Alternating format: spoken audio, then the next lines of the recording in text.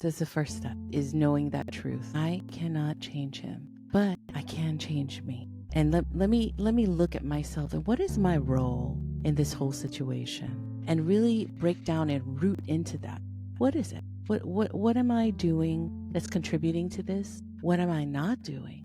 And where is that stemming from? Now you have to put time aside for yourself, for self-reflection. And a lot of women won't do that. They sure will put time aside to get their hair done. You know that, Tanya. They'll come schedule with you, get their hair done. They'll go get their nails done. They'll go shopping. They'll go have brunch with their girlfriends and maybe talk about their husbands. But are they going to sit down on their own and put time aside for themselves to do deep self-reflection?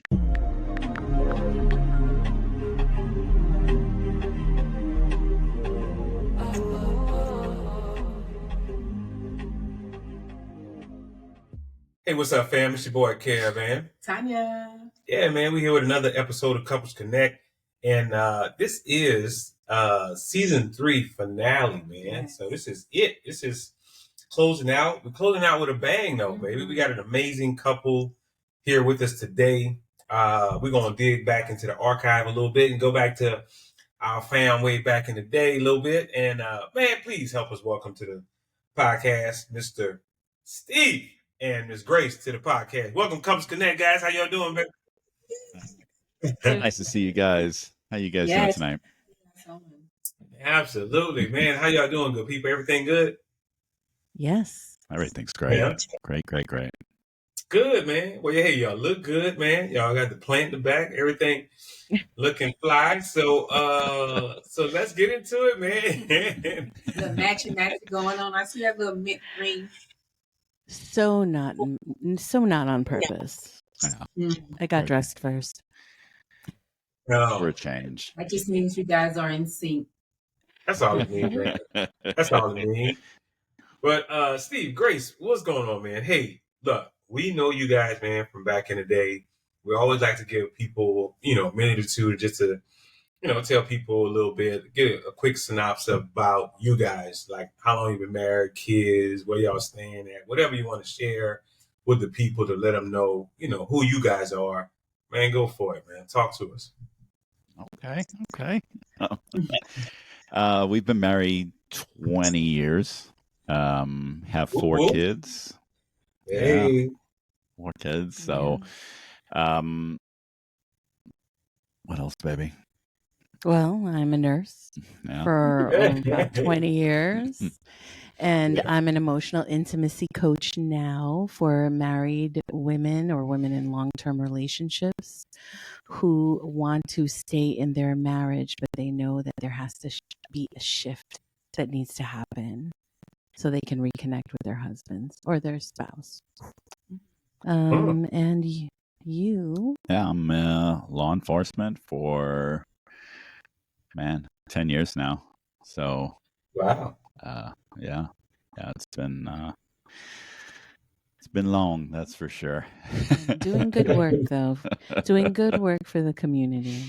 There you go. Protect and serve. Yeah. Man, well, listen, we are excited to get into some conversation with you guys, especially since we just, hadn't seen and talked to you guys in so long, man. It'd be good to kind of have this open conversation to kind of get reacquainted while everybody else while we get reacquainted again. So looking forward to the conversation, man. So we've been, just talking about different things with couples, man, about, the married life. You guys been 20 years in the game now, so which is a very long time. Most people don't make it past 2 years, let alone 20 years. So real quick, just out of the box, just let me know, what's the secret for you guys for 20 years, to make it 20 years? Just curious. Just first thing coming to mind, what's the secret to making it to 20 years? People have asked us that question year after year. It didn't matter how long we were married. And the secret is that there is no secret. Yeah. Right. It's being truthful, just standing in your truth And choosing this life, you have to choose it. Sometimes even when you want to walk away and you feel like that's the only choice you have, you really have to sit down and take a look. Is that really what you want? And you can only know that if you know who you are in that moment. Yeah. Yeah. I mean, for me, I mean, I kind of marry her again every night. You know, I ask myself, is this the woman I want to be with? Is this the woman I want to marry? And, you know, every night I'm saying yes, yes. I just marry her all over again every night in my head. So I hear him whisper that every night.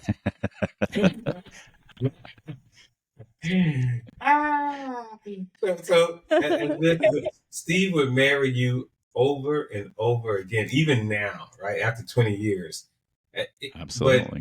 But right, so Grace, would Mm. you still marry Steve now? Oh yes. You know, I it's such an easy answer today, but it wasn't always an easy answer over the years. There you go.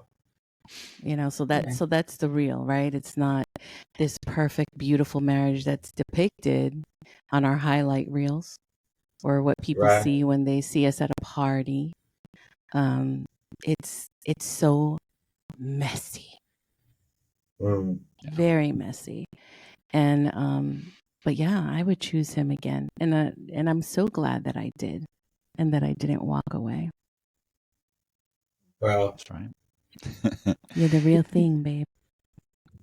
I think what makes marriage tough for people is the fact that, I mean, we've been 20 years. I'm not the same person I was 20 years ago, and she's not the same person she was 20 years ago.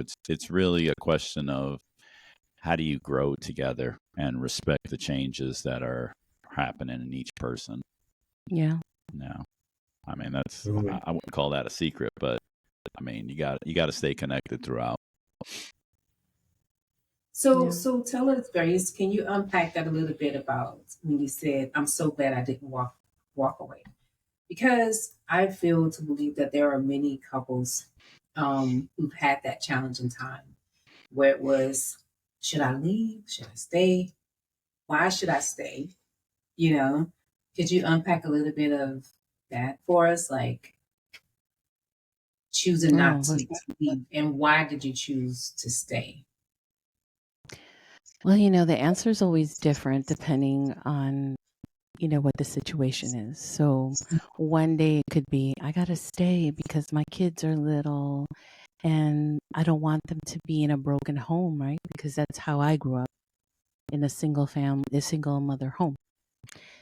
Another day it might be, well, I don't want to be alone. I watched my mother grow up. I grew up watching my mother be alone and do this life as a single woman. And when you break it all the way down, I stay because I know that somewhere in there is a resurrection ready to happen. Right? What's the answer? How do I discover how we can make this work? And staying might mean to some people, I'm going to just stay the long haul. But maybe what I meant was, I'm staying tonight until I can figure out a little more. And maybe I have to make another. No, I'm sorry. Go ahead. It's like saying, that's a great point. Like, I'm staying today. So it's like a day-to-day choice. I'm staying today. Yes. I don't know what tomorrow holds, but I'm staying today. I choose to stay today. Right? Yeah, That's what you exactly. Yeah. Yeah. Wow. And because it could be from moment to moment. You know, Wow. it's never this, oh, all of a sudden overnight we just fixed it all.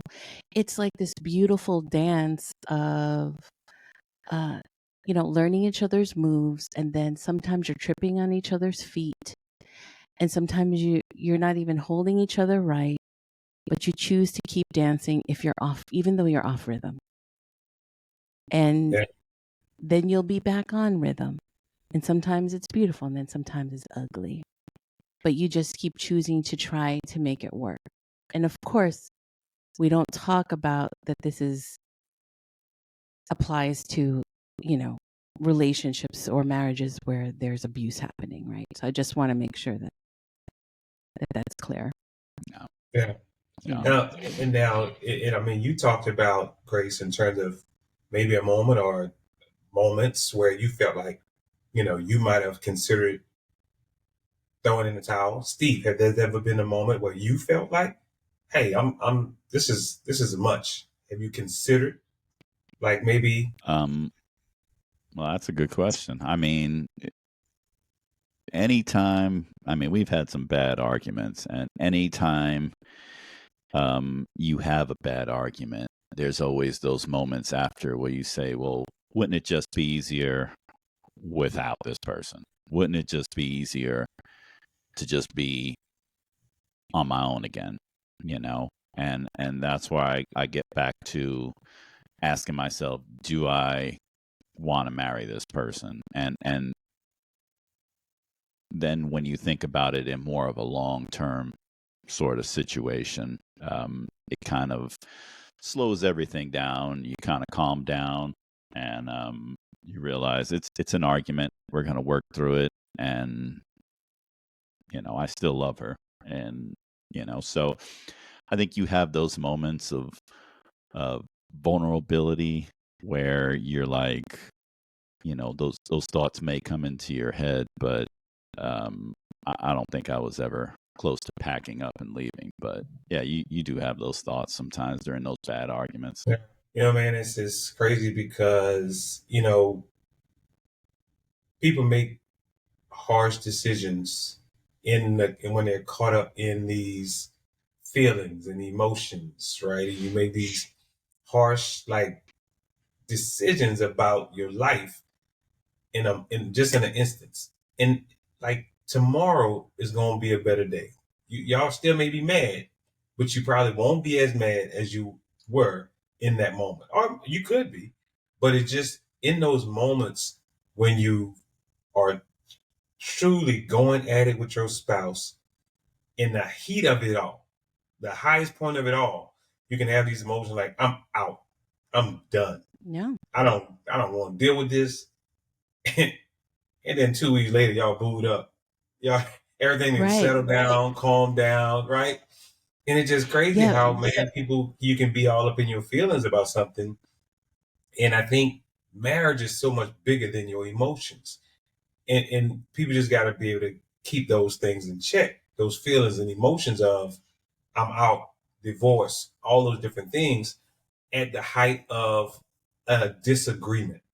Because usually it's all about a misunderstanding, usually anyway. It's just a misunderstanding that a couple, is usually having. And now you're going to make a lifelong decision based on a misunderstanding. It's crazy, man. Right. So most people who stick in it, it's a choice. Like Grace said, you just choose to stick in it. And before you know it, that little argument, it becomes like, man, it wasn't definitely enough to say, I'm leaving, I'm out. It just wasn't big enough. It wasn't working, right? Right. But sometimes, like when you say you want it to be over, sometimes you can get as far as maybe packing a bag or driving away, right, with the intentions of maybe I'm not going to come back. And I think when things get really intense, and sometimes there's a pattern created where you fight, there are promises that are made, you make up, things are good for 2 weeks, then you fight again. And it seems to be like a repetitive cycle. And then you have to say to yourself, why does this keep happening? Right? Can I live my life going through this same cycle over and over again, and we're midlife only, or however old you are? And you got to really tear back the layers and say, what is it in him that he keeps behaving this way, or what is it in me as to why I keep behaving or reacting this way. So those kinds of things have to be addressed. Like you can't think you're going to spend 20 years with someone or make it to 20 years and more by just apologizing and going through the cycle and nothing ever change. I think a lot of arguments aren't arguments about what you're arguing about. There's usually a lot of deeper layers to it. I remember one time you did pack a bag early on in our relationship, and she went down the street and then eventually came back, and we had another argument because she was mad that I didn't run after her. And I said, what are we arguing about? Usually how it happens. Yeah, and I said, people usually argue about something deeper, whether it's their own insecurities or whether it's some kind of neglect, something in the subconscious even that has you react a certain way that leads to other things. And then before you know it, you're arguing about mayonnaise, Right. But let's go back to the example that you just made. That's right. Right. So I would like to admit that at times my behavior in the beginning of our marriage was destructive, because that is how I learned to work things out in a relationship or react, right? It was almost like performative.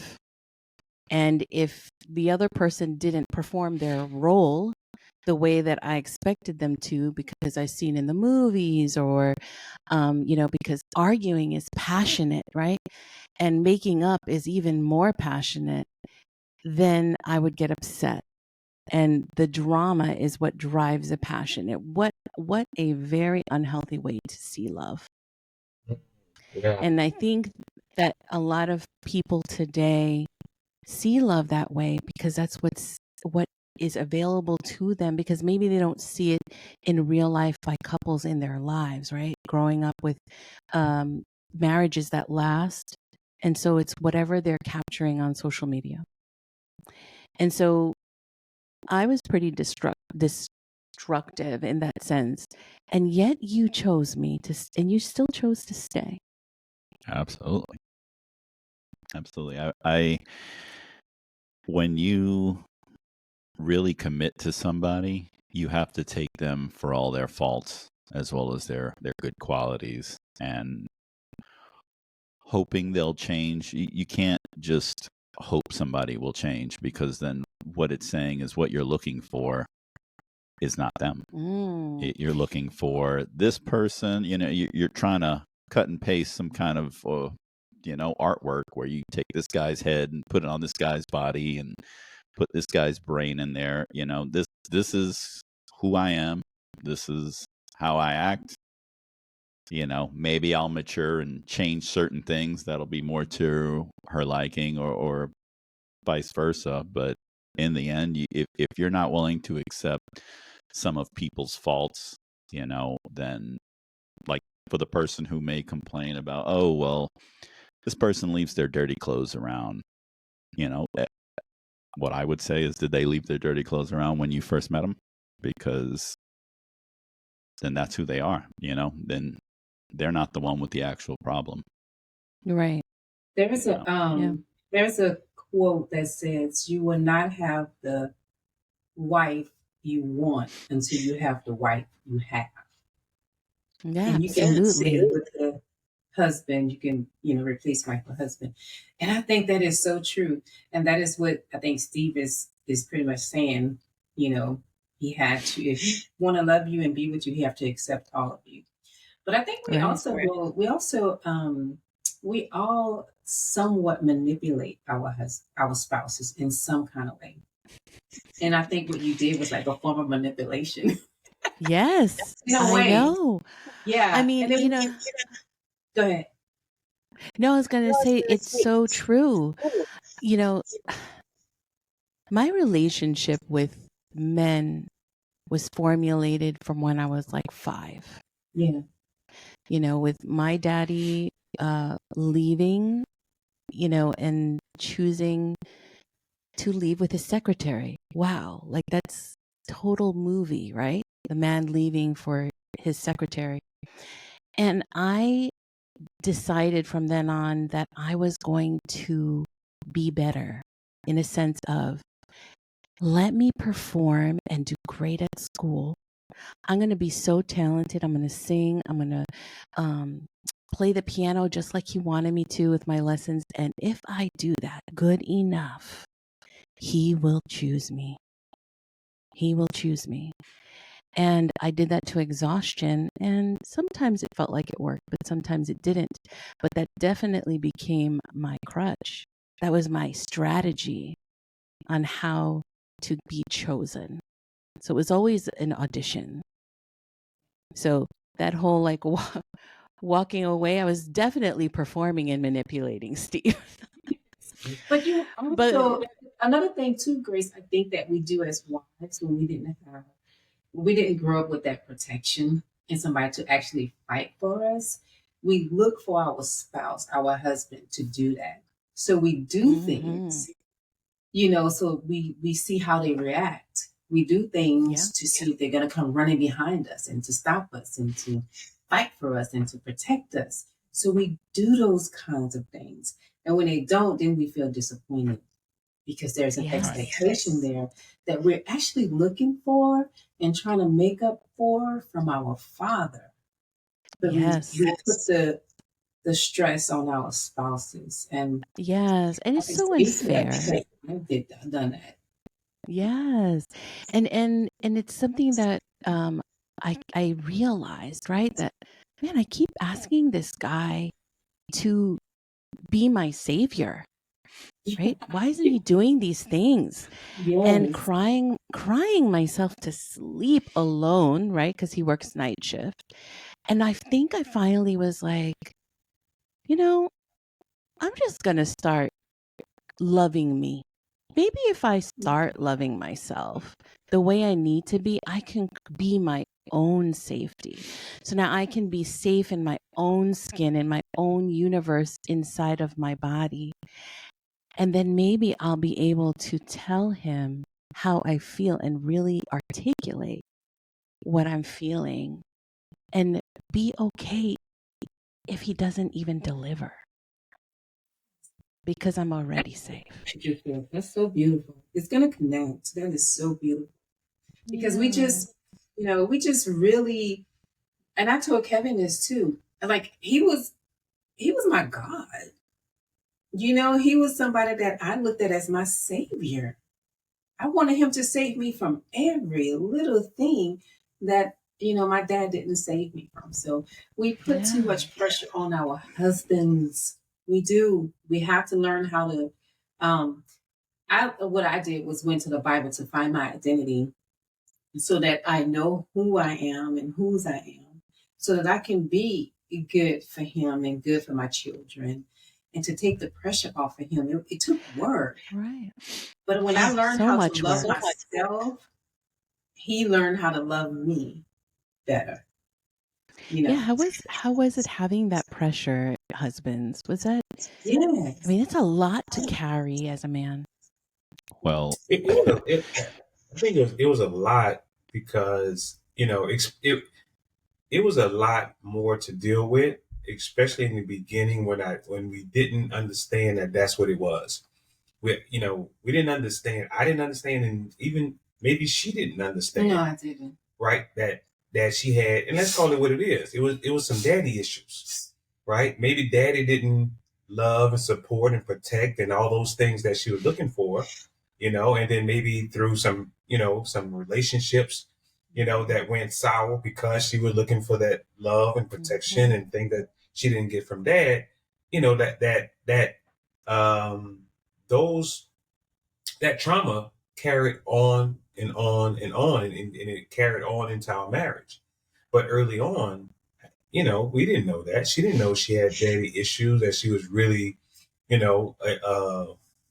deficient in all these things so much to where she just was, looking to grab a hold of it every single moment. She just got a little glimpse of, what looked like love and protection and this. And for me, it was overwhelming for me, Yeah. because keep in mind, that's her situation, that's her trauma, that's her what she's carrying over. That was your situation, what you was carrying over into the relationship. But what about the men? We got our own stuff that we dealt with as a man, that we might have, had our own traumas. So now you bring in my trauma in with her trauma, and then now we trying to make this thing work. And I'm trying to understand what she's, you know, requesting of me or needing from me, and I don't know how to reciprocate. I don't know how to give her what she needs, because I got my own trauma of, so it was tough in the beginning. And I think that's one of the things that, people say a lot of issues that couples go through is un, un unexpected expectations. Mm. That if I don't know, what she really wanted or what she really needed, and she was expecting all these things from me, that I'm like, I couldn't deliver. It Right. was a And lot. she had to find the words to even, first of all, recognize, like you said, right? She had to reveal that to herself. She had to, on her own, without you, so that she could know what her truth was and what she wanted based on that truth, For sure. who she was because of that. And then Yeah. she could come to you and really tell you, hey, this is what I need. Yeah. And it Yeah. went to a lot later in our marriage, that a whole lot a later. whole lot. So we went through a whole many years of not even 15 identifying, years, really, almost 20 years of marriage. of Yeah. not identifying Over that half. that's what it was. Yeah. Yeah. Steve, how was it for you? Was it a lot for you, knowing that your wife had all these expectations?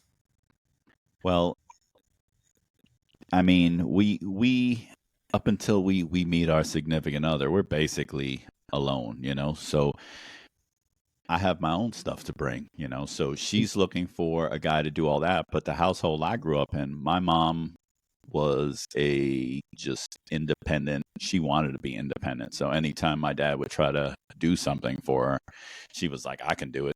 And she raised us to be very self-sufficient and independent. Like I was doing my own laundry and cooking at like 12, So um that's what I thought being in a marriage was like, just finding, I found Grace and I was like, man, she's a go-getter and Yeah. independent and strong, and this is Yeah. this is Type how it's A. supposed to be, right? And then she's like, well, why aren't you holding the door for me? And I was like, well, because you're closer to it. Just open it yourself, I didn't know. I was like, no, that's, my dad tried to hold the door for my mom. My mom would be like, I could do it myself. I mean, she had her own issues, but like you said, that's how we learned in the younger years. So Yeah.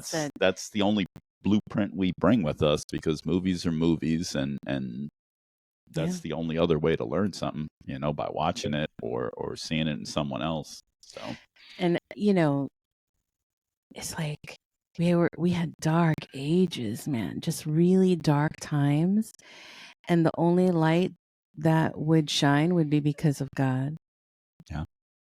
Sometimes it's all you have to hold on to is a wing and a prayer. God, if this is where I need to be, what is it that I have to learn from this right now?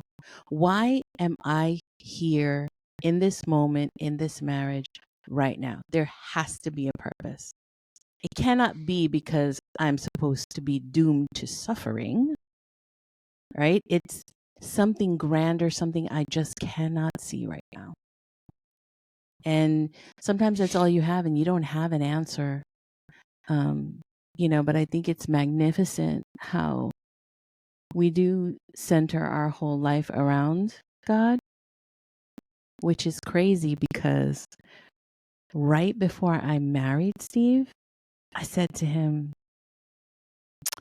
I always tell you things from the beginning, like, God sent you to me. God said to me, you suffered enough with, the sexual abuse, the physical assaults from men, from abandonment and all of that. And he sent you to me almost like a gift of, you've suffered enough. Here is a good man. And you know what his response to me was? I don't know if I believe in God. And I was like, what? Yeah. I can't marry a man that doesn't believe in God. Yeah, that's exactly what she told me. And I was like, oh, well, I've just wasted like 8 months. You know? But yeah, the good thing I liked about that whole, I didn't grow up going to church and all that. Believe it or not, like church in New York City is not really. It's very decorative. Oh, there's Yeah. a church on that corner. Yeah. And that's, I mean, they're very small churches. There's no 5,000 person church in New York at all. So it just wasn't, I guess, popular is the, you know. So I never really went to church unless I was with my grandparents and they'd bring me. And so I didn't know, but it was important to her. So it became important to me. So I started going and listening to what the priest would be saying. And yeah, we compromised because we were on the telephone when we had that conversation. And I was like, listen, I got to go. I have like some real deep thinking to do. And I don't know if I can marry you. Like, and I was like, I'm not joking. I don't know if I can marry you. But she never So, put pressure hold up. on me. So, Yeah. So y'all went all the way up until y'all were engaged before you found out that he didn't believe in God? Yes. So how Oh, wow. it's crazy because I was going to church every weekend. I'm always like, God this, God that. Oh, God is so good. You know, oh, it was meant to be everything. That's how I speak. And for him to give me that message, it was like, now you tell me, no wonder you sit in silence when I'm, making these claims about God and his goodness, because he is just unsure. Yeah. And you never asked. You never asked. I didn't, no, I automatically assumed. And so there's a perfect example that I grew up in church, right? So I was raised Catholic. My mother worked her butt off as a bookkeeper to pay for my tuition from kindergarten all the way till I graduated high school. And these were in high school, I was in an all girls Catholic school. So like my mom did it all the way. And I just assumed that he was, because he was Puerto Rican. Puerto Ricans are known for being Catholic. At least in New York they were. I had Puerto Rican friends, and it was just something I assumed, and wrong of me to assume. So definitely something you should have a conversation with somebody in the beginning when you're first dating. Yeah. And she never pressured me, so it was very. What did you say, Kev? I say, go ahead, Steve. I'm gonna ask him when I'm done. No, yeah, she never pressured me after that, and it was more of a, she would just kind of invite me. She's like, "Oh, we're going to 10:30," and I'd be like, "Okay, I'll be there," and I started coming more and more, and then I'd be asking them which service you going to, and yeah, and like, no offense, but like Catholic service is so boring. It's brutal, but I mean, there's that good 20-minute section in the middle that I enjoyed. So, but the beautiful thing about all of that was I was nervous, right? Because I was taught, God is everything. And so I was now committing my life to a man who didn't even think or was questioning whether God existed. So I had to just pray on it and say, I knew from the beginning that this was my husband when I sat into his car for the first time. I just knew. So I can't fight that raw truth of what God's telling me literally in my bones, that this is my husband. So I have to go with it. And I'm not going to just fall in love with anyone. So I went with it. So what was so beautiful was watching a grown man fall in love with God right before my eyes for the first time. Yeah. I think what was probably, because it sounded like it was an easy transition for Steve. Maybe not. But it wasn't. I don't think it was ever like, or you didn't say there was like Steve was like, I hate God. I don't like God. I don't. There's nothing I want to do with God. You just didn't have anybody to really guide you.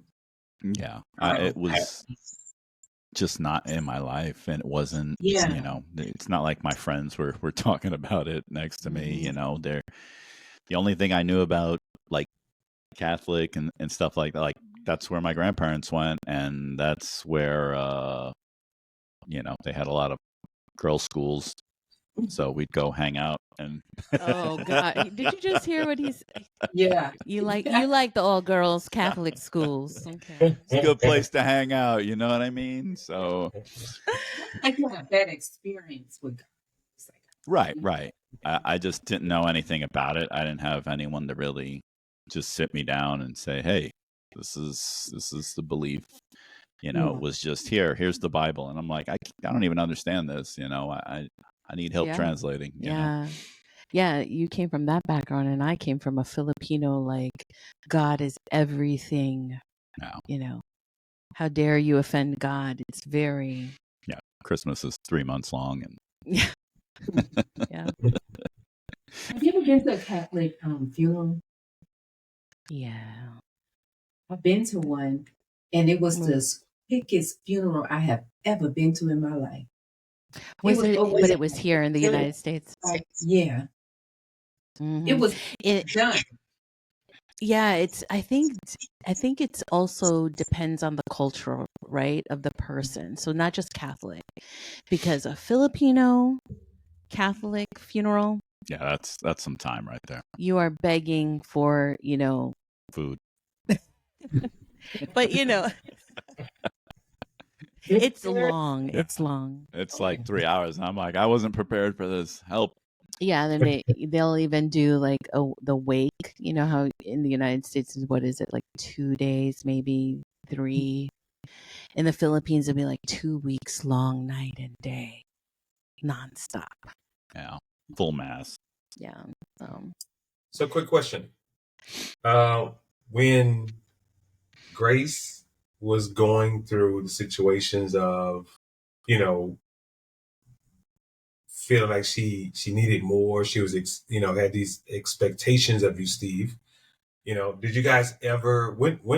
How long did it take before you guys, or did you ever recognize it to be like, you know what? I'm going through this because of, my dad. Maybe the my dad wasn't really in my life. Was there ever an aha moment when you recognize that that's what was happening in your relationship? Those expectations that were put on Steve is not his fault for not doing them. It's something that's within me that I'm missing because of maybe something happened in my childhood or some things happened in my childhood. Was there ever a moment that was like, No, not one moment per se, but it's something you slowly unpack. It's like, here's a clue here, and here's a clue there, and you really have to sit and just kind of unravel your own mystery, and well, why is this and why is that? And it's we actually recently watched something on YouTube about attachment theory.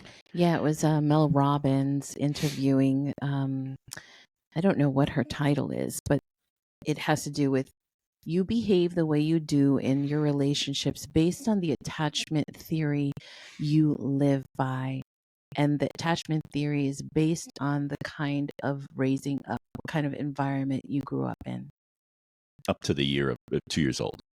So it was, yeah, it was interesting, but there's a lot of layers that are inside of us that we don't really know about, and the only thing I could say is we just gotta educate ourselves more and do a lot of reading, do a lot of learning. And you have to want to, right? You can't say to your partner, because I've done this, where I'll take a book and I'll say, I heard this is such a good book for fathers, and hand it to him and say, you need to read this. But then it just collects dust, and now your Yeah. kids are not little anymore, right? So the one thing I learned is you can suggest something to your partner, but each person has to want to do it. So he's learning about attachment theory and he's taking his steps. And so I have to take my own steps too. So it has to be that person making that decision. Yeah. That is a good point, absolutely. because that's a good point because going when I started my journey to what you're talking about, understanding attachment theories, and I think mine was abandonment, because of the things that was going on in my childhood when I was little.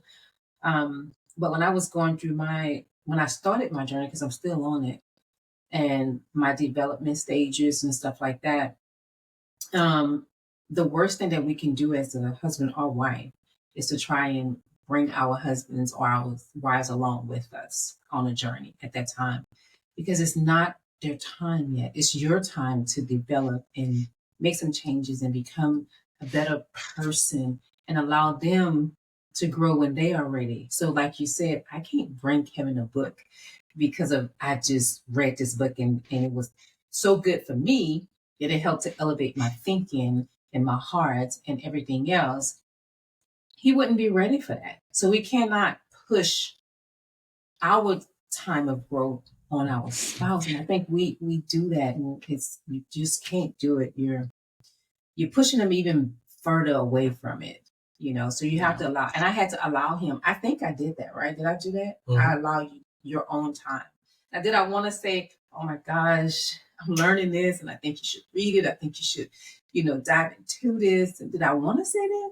Yes. But I had to allow him to do that on his own. Yeah.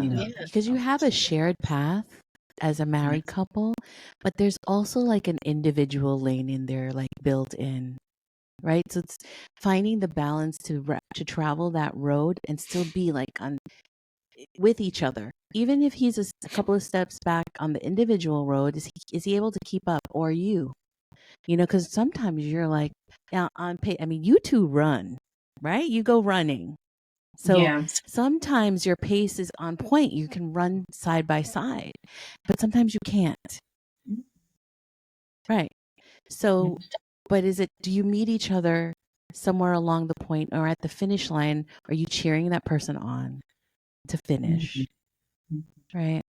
That's a good analogy, Grace. I like that. That's a great way to look at it for sure. So tell me this: are you? How do you feel now that identifying? It seems like Grace, have identified some of the things that you've dealt with in that space of having these expectations. I keep going back to these expectations with Steve because I'm trying to dig deep. I'm trying to dig deep into that whole idea of like, how did you get through it? Not just you, Grace, but also Steve. How did y'all get past it? Was there some work done once it was acknowledged, once y'all knew? What kind of work has been done to kind of move from that space? I think, well, I mean, obviously communication is the number one thing. I think if half the battle is just being able to understand where the other person's coming from, and then just trying to find that compromise, because to just keep burying it is not the answer, or bypassing it. Like there have been times where I've done that, and I'll just say, I don't know what to do here. It's So like a shot to my soul every single time he would do that. It's like the ignoring, the silence, the I'm crying to sleep, and he's there in the bed, and he'll just turn around and go to sleep. It's not I'm silently crying. I'm boo-hooing, like, because I'm. And so such agony emotionally. And it's just, those are, his reactions based on something that happened to him. And it's just, we just kept taking a stab at it. Like, how do we fix this? And I've gone through therapy on and off my entire life. So I'm accustomed to that, right? Going to somebody and talking out my thoughts. I've had life coaching. And sometimes you could go get coaching or therapy for one thing and come out winning on a completely different topic, right? Because it all affects every part of your life. Everything's intertwined. So you might say, I'm having an issue with my career and I want to move up, or I'm having trouble with boundaries with my coworkers, but that has something to do with you inside. So you'll work on that and then discover outside of that, because you went and sought help for it, you have improved multiple places in your life, in your relationships. So I've had that happen to me. And the one thing that I did not do, which I think a lot of people do, is run to their girlfriends. Hey. Oh, we great. We just did an episode on that. Hey. This is about to go to a whole nother episode. I hit a nerve. Yeah. Yes, you did. So you said one thing that you did not do was run to your girlfriends. That's Why? right. Why? Because I feel like this commitment that I have with my husband is so sacred. It's so sacred. And not one person outside of this marriage is really going to understand all of the intricacies of our marriage, why we do the things we do, his history. I mean, it's a lot to unpack, right? And if I tell a girlfriend one isolated incident, she may be like, girl, you got to leave him or get him back, or, right? Because maybe they are not in a good marriage, or maybe they're not even married. I mean, there's just so many different things, right? So, I mean, I never told my mom about anything. And not to say that I didn't get support. I did go get help, from maybe a professional or maybe someone that didn't really know me, right? Because now they can be very open-minded about what this is. Yes, unbiased. That's the right word. Yeah. So, yeah. Well, So Kevin, he got like that because we just talked about this, and he does not believe in sharing. Me, on the other hand, but you said something. You said, because this girlfriend can tell you to leave. And so what I was sharing with Kevin is that it just depends on who you talk to, because you can go to a counselor or a therapist and she can tell you to leave too. So it just depends on who you pick and who you choose to talk to. You have to know who your friends are. You know what I mean? That's in order true. to share a certain situation. If you know your girlfriend is like, is miserable and don't have, well, you're not going to share that with her. And listen, you're right about that. I don't want to get too much to our last episode, but y'all, it goes live tomorrow. Y'all need to watch it. Yeah. Based Okay, on what we'll we're talking watch about right it. now. Yeah. But this episode is different with you guys right now. But the whole thing was, she feels that it's okay to bring a girl to talk to your girlfriend. Not just any girlfriend though. It's a point to that. Not just any. Exactly. I agree with you. But watch the podcast tomorrow. There's layers to try. We'll watch it tomorrow. I'm trying to find the right girlfriend. My thing is, I'm going, give me somebody who's going to mediate in the middle, someone who's unbiased, right? Or I'm going to God. That's it. That's going right. to anybody else, well, going to anybody else, I feel like can't truly help me, and it's probably going to come from an unbiased source. So anyway, that's an episode for tomorrow. But right now, Steve, what you got to say? I will say that's basically what I do for a living. Because I'll go to a domestic call and I'll speak to the wife and say, well, what happened? And you get this terribly horrible story about how the guy's just a beast. And then you go to him and you say, well, what happened? And in truth, the reality is somewhere in the middle. Neither one is going to tell you the truth. So here's my thing. If that female goes and tells her friend her version of what happened, it's going to lead to what? I mean, they're only going to have one way about it. So now when y'all make up, you're not making up with the friend. So the friend still has that bias against you. So that's the only thing I would add to that. Yeah. That's Yeah. what we talked about that. If you guys watch it on tomorrow. But first, Yeah. Can't wait. Going back to you were saying that you went to bed at night crying, boo-hooing. Steve can hear you crying, and I think you said he pretty much ignored you. Oh, yeah. So how did you handle that? What did you have to do internally? Because obviously that was like an emotional disconnection, right? Well, So what yeah. did you do internally to help you get through those moments? Well, first, step one was to completely bully myself, unfortunately. So, give myself the worst tongue lashing, bashing that, hey, girl, he's treating you like that because you deserve that. But you think that just because your daddy left, that all of a sudden now someone was going to love you all the way? Let's be real, Grace. And so I played that game with myself. First I tried the I'm unworthy. I'm only here to give birth to people who will be important in the world. I'm here to provide money because I have a well-paying job, right?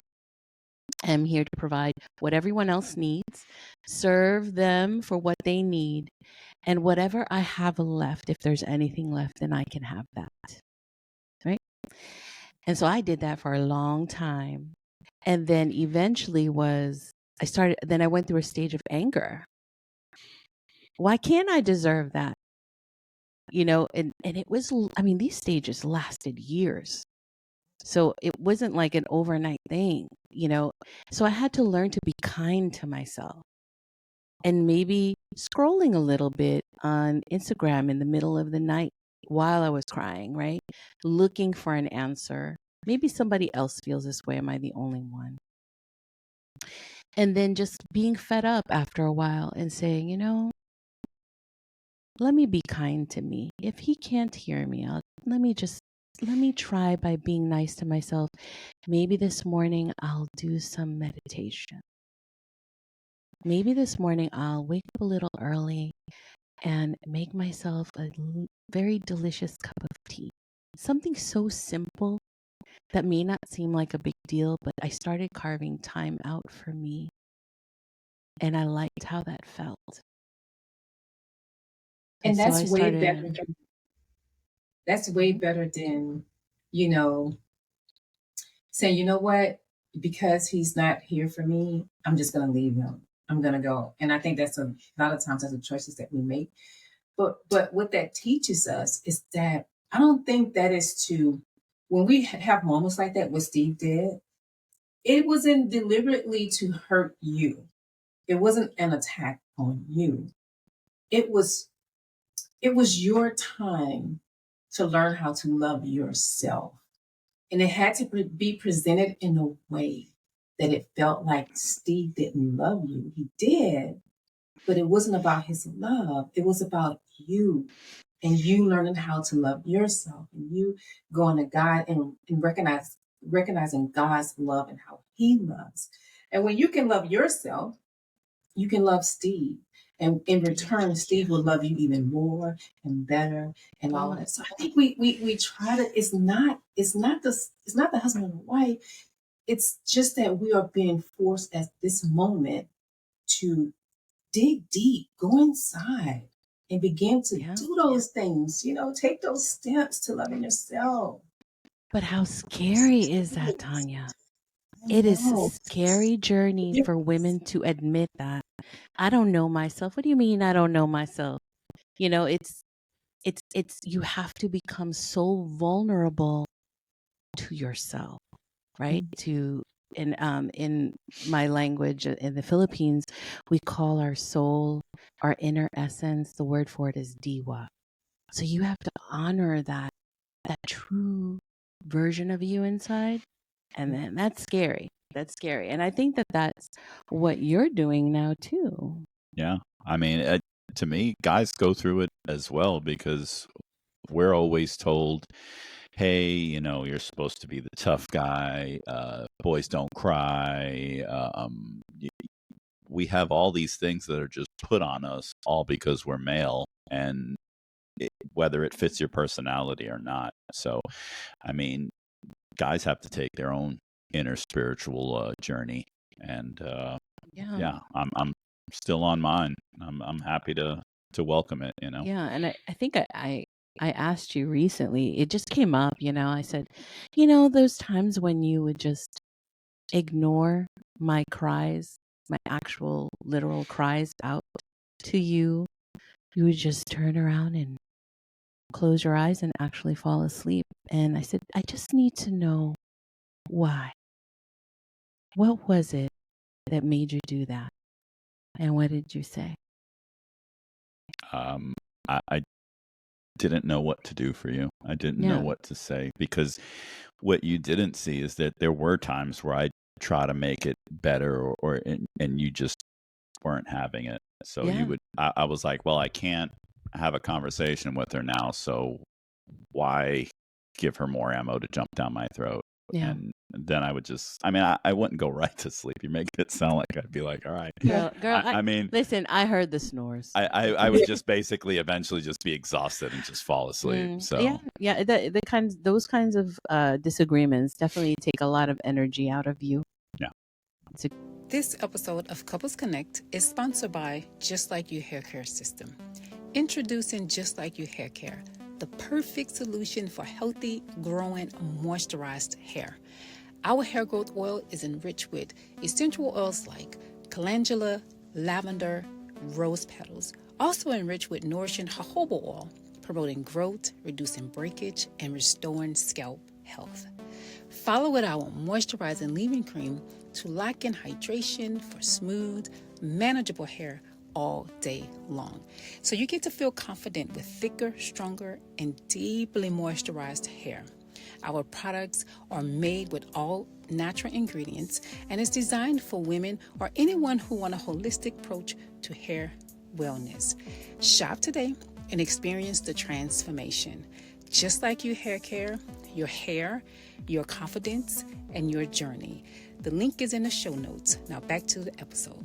Exhausting. I don't know if Steve experienced the same thing, similar to what my situation was when Tanya was, really, her emotional bank was very depleted and she needed emotional connection with me. There were moments where, we discovered after some time that she was truly looking for me to give her something that at the time I did not have the ability or the capacity to give to her. So she was Like requiring what? of me, like emotional stability, right? Like Oh, emotional support, right? And because I wasn't an emotional being to that degree, and I wasn't connected to my emotions in the way that I was able to support her and hers, because I was right. disconnected from my emotions in my own life, right? And I had to learn how to reconnect back to my own emotions with things, right? And then could again, maybe some of the things like Steve mentioned, men ain't supposed to cry. My emotion, boom. Men ain't supposed to do this, boom. My men ain't supposed to be strong. So I'm pulling further and further away from my emotions that would allow me to be soft enough to connect with her, right?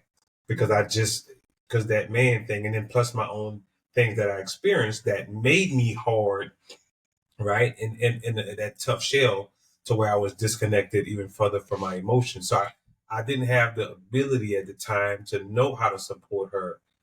So what she was requiring of me so deeply, I didn't even know how to give it to her. I was unable or you know, um, not How that I did that was make you unwilling. feel? Me? Me or Both him? of you, yeah. Yeah. Yeah.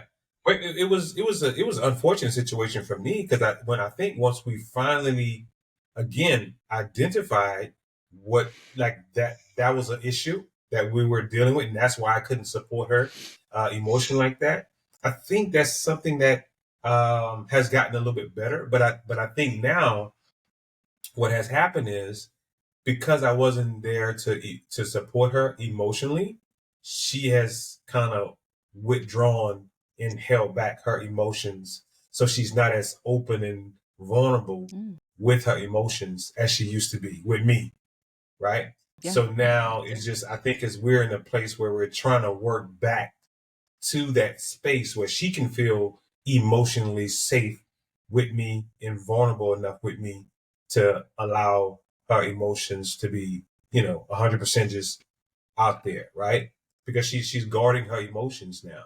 So I think we're working on that. I think it's something we probably can put a little bit more intentionality on, but it's something that we had to identify. That's something that we were dealing with and going through.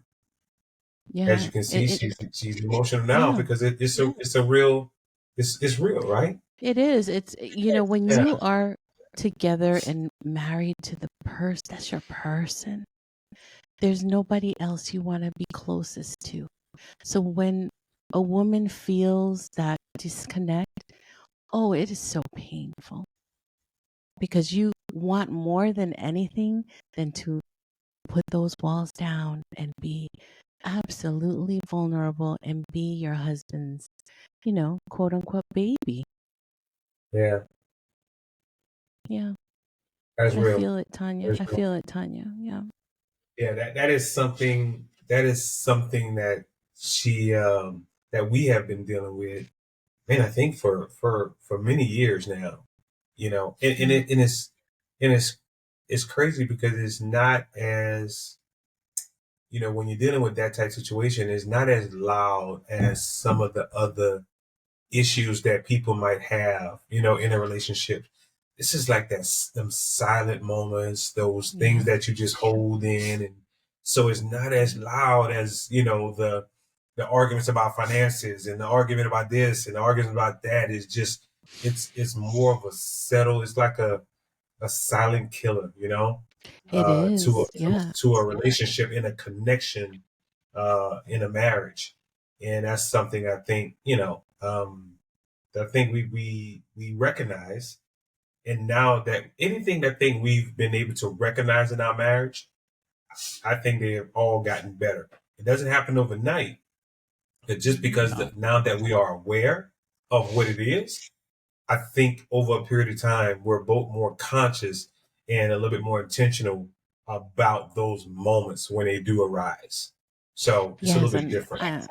I love that you use that word intention, right? Yeah, Because it is like, it is the fire that makes things possible, right? You might yeah, not execute correctly. You might not land the mark, right? But you're trying. And Steve and I are in the same place. We're Yeah. still on that path, Absolutely. trying to connect and reconnect with each other, and I mean that's how I came up with the reconnection theory, which is what my framework for my coaching is, to go through this process as a woman, and it's repeatable, right? It's repeatable because you don't heal and then that's it, you're done. It's like a lifetime process. And so this reconnecting with each other, you don't reconnect and then it's done. It's something you have to be intentional about. So I have no shame to admit that that's where we are, but Kevin's right. It's that silent, and it's that silent pain, that silent cry, where it's so quiet that people outside of your marriage don't even hear it. Yeah. So they look at you and they go, man, these two, they are goals. This is what you want to be. You want to be married, you got to be like Tanya and Kevin, because they don't see everything. They don't see everything that goes into the beauty, because there's joy and there's mess all at the same time. Yeah. We're in a world where everybody wants we're used to getting every answer, every fix right at our fingertips. You don't have to read a newspaper anymore. You get it online. You want food, you don't even have to leave your house anymore. You just Uber Eats it or whatever have you. But when it comes to relationships, there is no quick fix. Everything is just a blueprint, and the rest is you got to build that house together. And there is no quick fix. So things that we talk about take years and years of working and getting better and Yeah. it's a long ride. But it's just so courageous of you and also of us to say, this is the truth. This is the truth of a real marriage. It's not wrapped up in a pretty bow. This is what it takes to be with the one that you want and the one that you love. Right? And we're not afraid to say that. Do I thank God and do I give him the credit? Yeah. But I could also pray to God over and over and not do the work, and it's not going to come to me. Yeah. Right? You have to do the work. Yeah. So that, what that is, Tanya, is that's that passion that you feel about your marriage, and it's beautiful. And it is, because not one thing, but something about me is that I am very authentic when it comes with love and loving and being free with that with my husband. And when you have been in that place of emotional disconnection, it's hard to do, so you work on that again, and you try and pray and you practice and you exercise it and stuff like that. So like you said, we've gotten better, and he has been working hard to do that. He's, I can go to him now with some things and feel safe, to do that. But there was a point for years where I didn't feel safe, not because he, said crazy things to me or anything like that. It was just that emotional disconnection. And I don't blame him, right? I mean, he plays his part. I don't blame him, but I just needed that. And when you were talking about what you were talking about, I just connected with that, And what the thing is that I think about my daughters, and I just wouldn't want my daughters to go through that. So it's very important that we understand in the beginning of the relationship, when we are choosing the person we want to spend the rest of our lives with, that we communicate what it is that we are actually not expecting, but some deal breakers, or this is where I am. Can you handle that? Can you love me naked? Like the song says, can you love me naked? And we don't do that, because love is just blinding everything. But then I had to realize that he was never taught that, he was never shown that. He didn't have anybody to teach him that. With that emotional stuff, is always be a man, don't cry, don't do well. If that's what you've been taught and told and shown, when it's time for you to show up in that space with your wife, that's going to be hard for you to do. Right. Yeah. So imagine that, though. Yeah. Imagine that.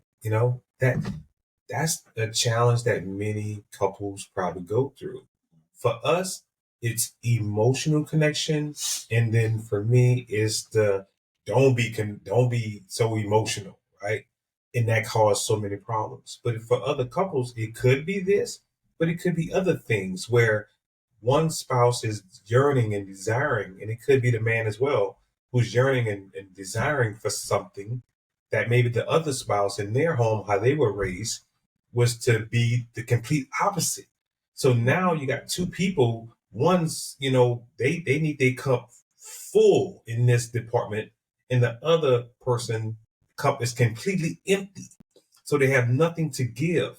So you got one that's yearning and burning for something, and the other person's like, I don't have nothing to give you. Right? So what do you do? What do you do in a situation like that as a married couple?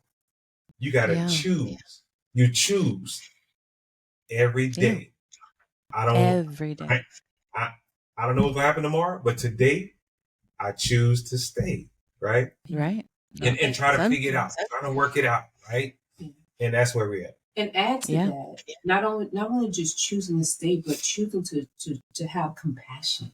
Mm-hmm. Compassion, and do the work. Do the work. Yeah, have compassion. That's right. Give that person grace. Yeah. So it's a whole recipe. It is. If you're missing anything, it's not going to come out the way it's supposed to. No. Thank you guys for sharing that too. It just goes to show you that we're all still a work in progress, no matter how long we've been married. Always, you see the young people today, 20 and 25 getting married, and you wonder, man, back then, like, I didn't even understand myself, let alone another human being. But y'all are taking that step. So it's time to get to know yourself, get to know your partner, and figure out how to work everything together. Yeah. How are you guys working through that space in your marriage? Trying to get that, emotional connection back to where, if Grace if y'all go to bed tonight and Grace is boo-hooing and ugly crying and snot dripping and all that in the bed, Steve, how do you respond now compared to how you did back then?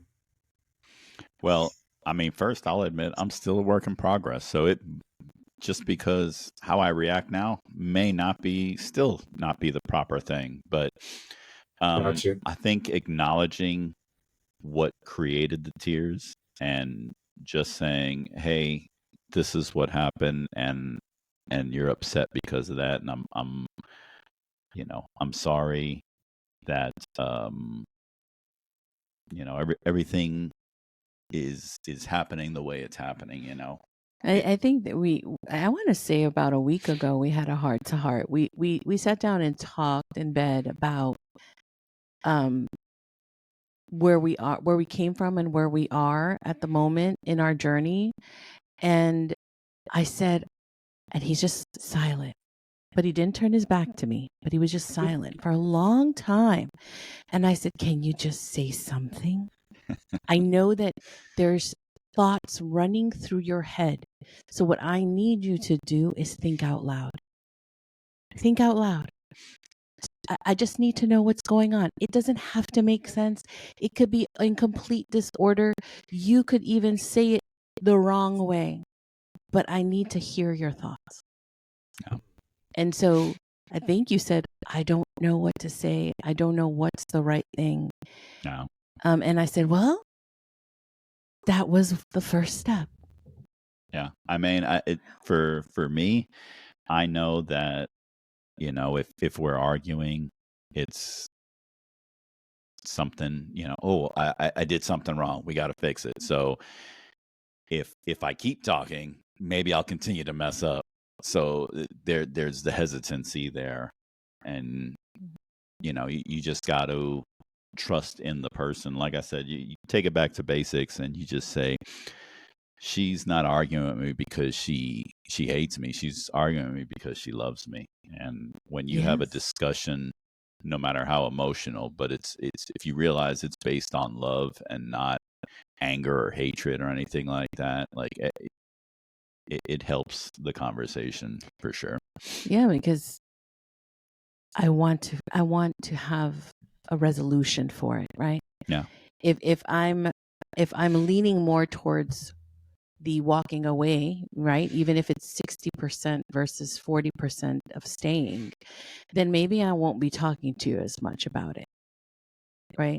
So if I'm bringing it up, it's because I am like waving a flag or shooting flares in the sky saying, hey, we really need to pay attention to this. We need to talk and work on this. This is important.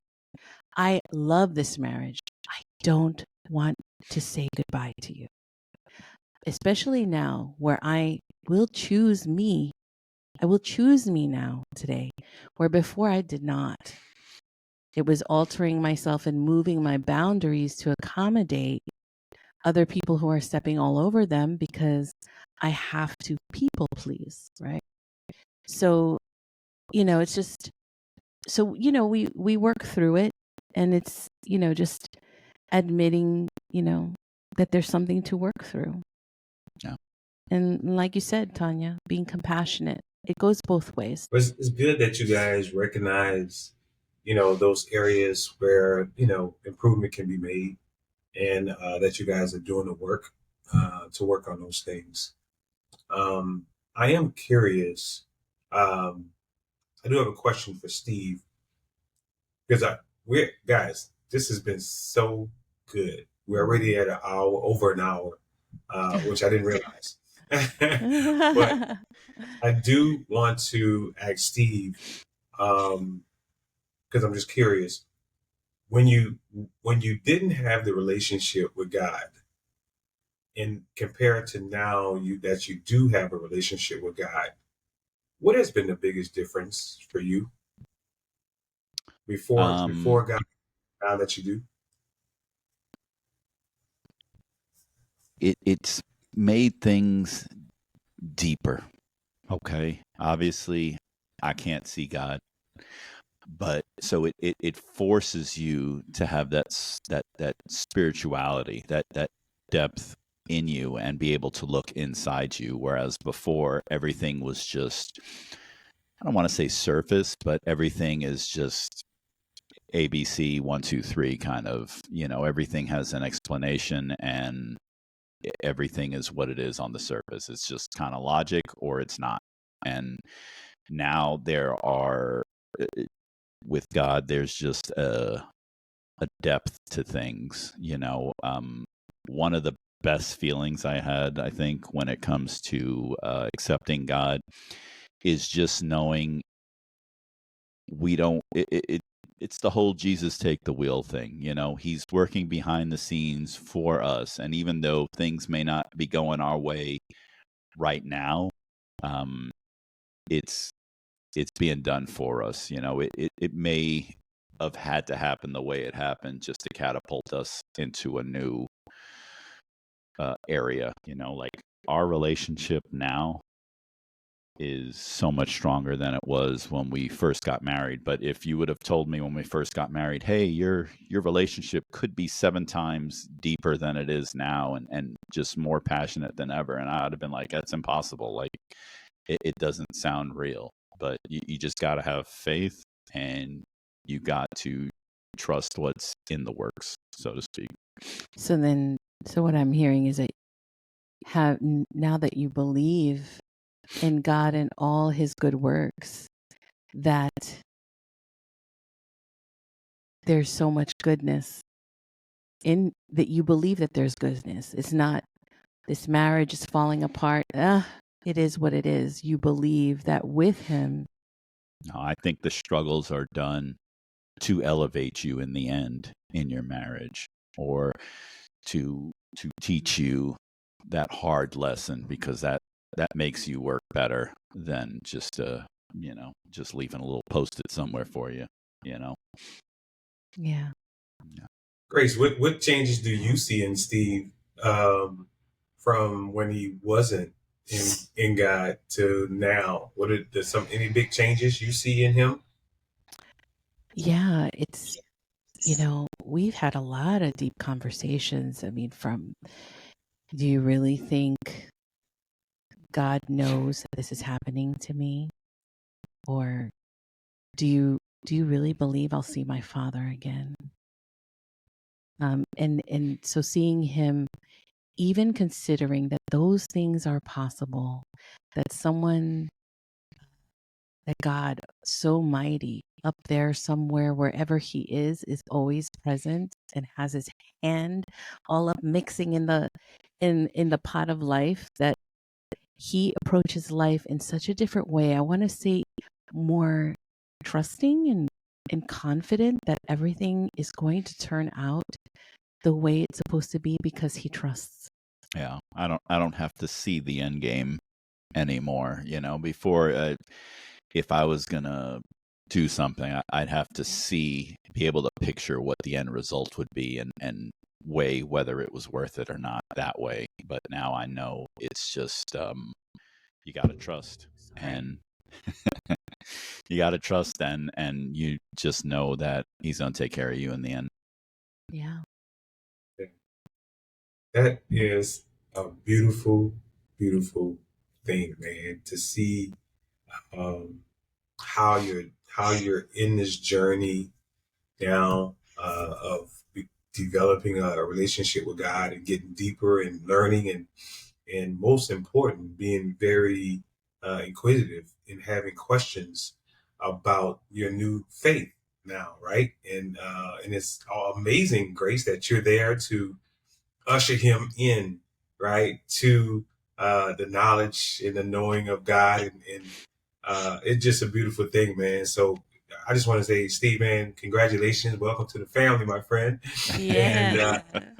I pray for Thank your you. continued, success in your journey and your walk with God, man. And I think it's just going to continue to get better and better the more you understand just how, but most important, who he truly is to you in your life. So, man, that's amazing. That's amazing. So, anyway, but guys, so as we get, man, ready to, because once again, we try to just normally be about an hour. We about an hour and 30 right now. So that only means we're gonna have to do a part 2 with you guys at some point for sure. The idea of the things that you and my wife have experienced, and that that has led the four of us, and I'm pretty sure many others, in a situation where we're trying to, as a husband, trying to um, meet the needs, right, of our spouse who's truly, truly in need and missing something that they just from how can I word this, from the trauma that you guys experienced, that lack of the things that you guys were missing, right?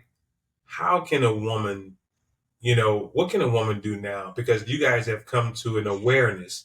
And I think the first part of anything trying to resolve any situation is coming into an awareness of there is a situation. Now that you ladies are aware of, man, I was asking my husband to do this, and and I wanted this and I was looking for that, and my husband, he just didn't have the capacity to do it. How would you address a woman now or encourage a woman to move forward if that's the situation that they are in, right? They're expecting all these things from a husband and they're having issues back and forth. How would you encourage them to begin to move from that situation to kind of start to turn the tides, right, in their own relationship, just based on what they can do as a spouse, Yeah. as a wife? So that's to you and Tanya. Yeah. And I would say that the first thing to do is to realize that you can't change him. That's the first step, is knowing that truth. I cannot change him, but I can change me. And let me look at myself and what is my role in this whole situation? And really break down and root into that. What is it? What am I doing that's contributing to this? What am I not doing? And where is that stemming from? Now you have to put time aside for yourself, for self-reflection. And a lot of women won't do that. They sure will put time aside to get their hair done. You know that, Tanya. They'll come schedule with you, get their hair done. They'll go get their nails done. They'll go shopping. They'll go have brunch with their girlfriends and maybe talk about their husbands. But are they going to sit down on their own and put time aside for themselves to do deep self-reflection? And once you figure what those things are, then you have to reclaim those things, right? So, because this happened to me with my daddy, or didn't happen with me because of my daddy, this is what I expect. This is how I love. This is what I seek from my partner. This is how I respond. And then you have to claim that. That's your truth, right? This is the real. And now, do I continue? Is this working? How can I meet my needs with me first? What is it that I need? What can I do for me to create the safe space for myself to even be vulnerable with myself? Right? So you have these conversations, you can do rituals, you learn about your body. How does your body respond when that boundary is crossed? So that you can recognize something is off. Or this doesn't sit well with me, because my body that's been with me from the first time one cell was made in my mother's womb knows me. And so when my cells respond a certain way, I should know what that means. And so it's about learning about that, about yourself and your nervous system, and then resetting it. And then you start to reconnect to yourself as a woman, because now you're shifting your lens. So you might find that at the end of all this work, you're seeing things through a different lens. You start to see your husband through different glasses, and they may not be rosy, but you can now see him, truly see him, because now you can see yourself. It is very deep work, and it takes a lot of commitment to yourself. And sometimes we can find it is easier to commit yourself to others than it is to yourself. So the woman has to really be ready for this magnificent, heavy, tall order of attention. Or they can just get a coach. Or they can still get a coach. Yeah. And so it's a theory that I developed because I lived it. And it took my life with my husband to figure it out. And so it works. And you're on it, Tanya. You're already on that journey of discovering it on your own. Yeah. So, but some women need that help. And so I was just really moved by it. And I've had my personal friends. I'm that friend, the friend we talk about where, you go to your girlfriend and ask for advice. And I am able to hold that safe space and be non-biased, and give very open advice to the woman. And I have seen women transform their lives and their marriages without leaving their marriage. And so that's key. They have to want to stay. So, how about you, babe? That is what you're talking about is so my journey right now. First, I'm gonna say this. I know you asked that question. I want to say this first before I forget.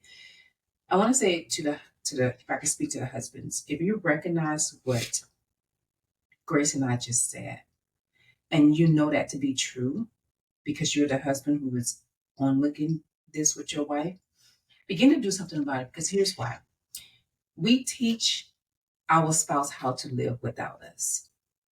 Every time there's an ignorance, there is no compassion. That you said it, Grace. You said, because now I'm gonna choose me. And the reason why you're gonna choose you is because you have been ignored so long, and you finally took the steps to begin to love yourself, to where you no longer are gonna put yourself on a chopping board anymore. So, and this goes for both partners. So be careful, because you would teach your spouse how to live without you, right? Yeah. So here's the thing that I did. What I did was I took a couple of steps, and I actually have a notebook that I journaled in every single day. I didn't choose to leave my husband, because I knew when I started this journey, I went to God. It was revealed to me that it was the work that I needed to do for myself. So I went to God. This is what I did. I'm gonna break it down really quick. I went to God, and I asked Him to show me what unconditional love looks like. I asked Him to show me my identity. I read books. I looked at was that Oprah's, whatever that is. I looked at Oprah. Yes, I have it right here. It's back here. Superstar Sunday is what I watched all the time, because I was searching for growth. I was searching for something that was going to show me me. I was searching to change me, not my husband, because like you said, you cannot change your spouse. I don't care what you do. You can change him on, you can buy him different clothes, you can color his beard. I don't care. You cannot change him. So I started to look within myself. And the thing is that a lot of times when we start this journey, we stop because we're so used to those patterns, to where we go back and allow the same thing to keep happening, and allow the same, and you wonder why you're not changing. It's hard because you wanna give in. You want to not be on a journey anymore, because you want to be loved so bad in the way that you feel like you need to be loved, to where you're going to keep not choosing yourself. So I went to the Bible. I read books on top of books. I preached to myself every day. I took baths with little rose petals in there. I hugged myself. I loved myself. I talked to myself. And I didn't look at my husband as a stranger. I still looked at him as my husband. And I just allowed me to show up. I met me. And that was the best thing that I could have ever done. Tanya, I'm so happy that you're sharing that, because it's so powerful for women to hear that. That when you make those moves and you make the decision to commit to that, what incredible things will happen in your marriage, which I'm sure are happening in sparks here and there, and sparks within you. Yeah. Beautiful. So that's what I would tell a woman to do, is to just start with you first. Start with you first. I like it. Steve, a man who's dealing with a wife who's going through something like that, and the man's trying to figure it out, and I know you're still on your own personal journey, just like I am. But just if you could be something different than what you are now, like the things that you are working on, who are you trying to become for your wife in this space? Man, good question. Good question. I think what anyone can hope for in the end is just someone, I want to take care of her forever, you know. Hopefully this journey brings me there. Might bring me to another journey that I got to take. But either way, I'm going to have faith right now, and I'm just ready to just get on the train and get some things done. But in the end, I just want to take care of her forever the way that she should be taken care of, And by the way, he opens my doors now. Well, all right. You know what, baby. Hey, but that goes to the point of, we can't love our spouse the way that our parents loved each other. We got to learn our own ways in our own spouse, and figure out how to love them the way that that we should love them, not the way that our dad loved our moms, or not the way that our moms love our dads. Right? We got to create our own love, and how we going to love each other to better make our marriage and our union a lot stronger. because our Right. love is maybe different from our parents' love. So, yeah, so I'm glad you're opening those doors now, Steve. You know what I'm saying? Yeah, So, yeah. I think, yeah, like the women said, you've got to love yourself before you can love others. You know, for sure, without it, you really, how do you know how to love? You know, so Yeah, because for sure. we all carry like some kind of baggage, right? From our childhood, the way we were raised. And some of us Yep. recognize that we have that, you know, we have a carry on, like when you're traveling. And sometimes we've checked in a bag and we never go back to claim it, right? So it's time to go back and claim those bags and see what's in there, and I am so honored to walk this path of life with you while you discover your whole history of what's going on when you were young, that you packed into that bag and just left it alone. And you're realizing now that there's something there. And I'm here to be with you while you go through that. Hold your hand. well, I'm here for it too. You know, Yeah.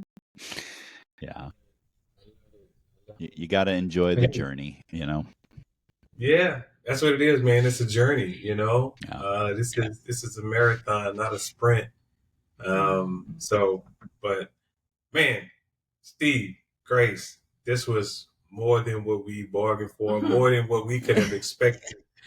This has been amazing, man. Thank you guys so much for being a part of Couples Connect podcast, man, and sharing y'all story, your journey. Like we said in the beginning, we're just going to let's just go for it. Let's just kind of let God, do his thing. And I Right. feel that he did. I felt like God was in this midst, and some stuff was revealed, and some stuff was hopefully said today that will inspire other couples as well, other women, other men, right? To kind of do the self-reflection, do some of the work that was mentioned here today.